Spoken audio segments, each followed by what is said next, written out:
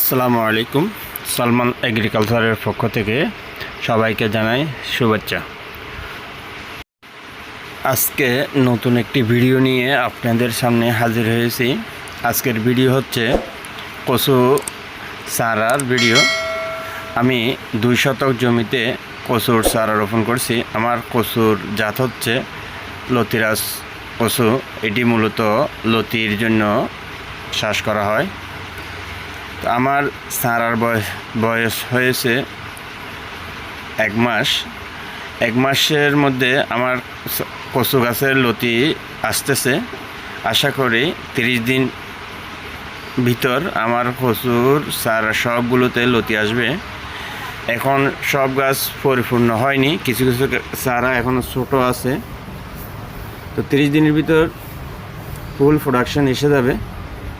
আমি এর মাঝখানে কিছু যে 2 লাইনের মাঝখানে গ্যাপটাতে আমি লাল শাকের বীজ দিয়েছি। আশা করি বীজগুলো 1 মাসের ভিতর বিক্রি করার উপযুক্ত হয়ে যাবে। তো আপনারা আমার চ্যানেলটি সাবস্ক্রাইব করে রাখবেন, যাতে আমি নতুন নতুন ভিডিও দিলে আপনি প্রথমে পান। সবাইকে ধন্যবাদ জানিয়ে আজকের মতো শেষ করলাম। আসসালামু আলাইকুম।